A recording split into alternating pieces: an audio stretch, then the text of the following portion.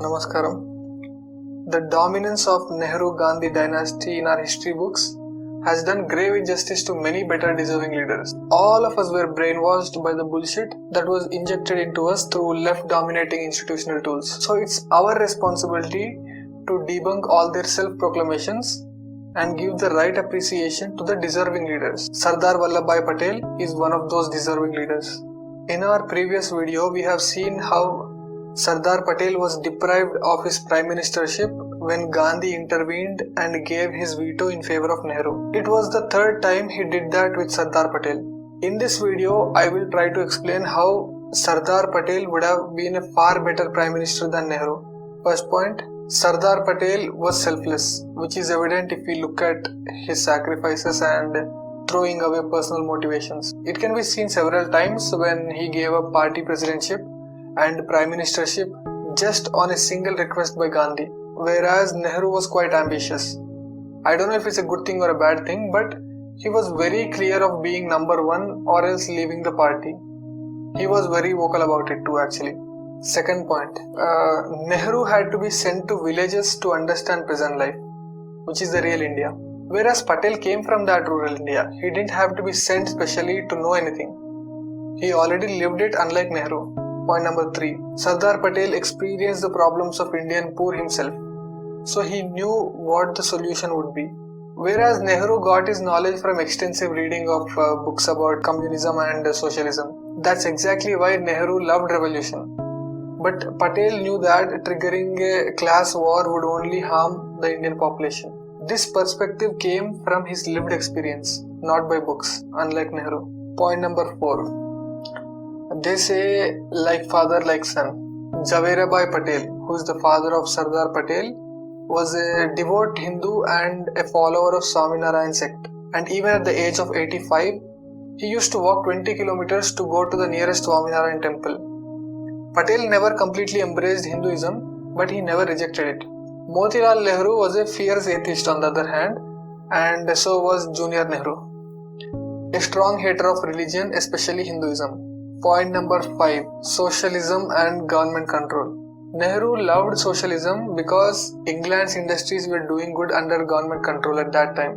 But he didn't realize that socialism in England came after England's industries were already in advanced position. When it came to India, Patel believed that less government control would help the industries grow at a better pace. But obviously Nehru's character was inclined to greater degree of control than Patel's character.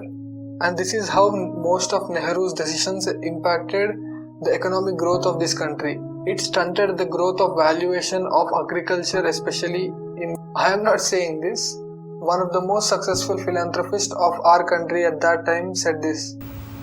Of course, a great leader, the kind of leader we needed and got at the time was Vallabhbhai.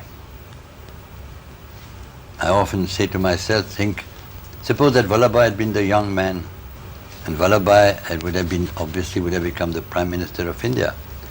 Certainly in the economic plan, there would have been a totally different situation than the one that exists today. You frequently disagreed with Pandit Nehru. When you articulated or shared those disagreements, what was his response? I tried. But on this kind of thing, economics, of which he knew very little, in my opinion, and certainly on socialism and how socialism could be established without the loss of economic freedom for the majority of the people. Anyway, I'm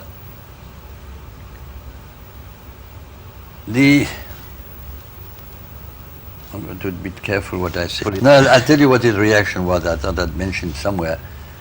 I'd go and see him. Sometimes he'd invite me even to have a meal to see the giant panda that he had, And then I would try to bring the conversation to economics, nationalization, bureaucracy. He was not only not interested, but he wasn't willing even to talk.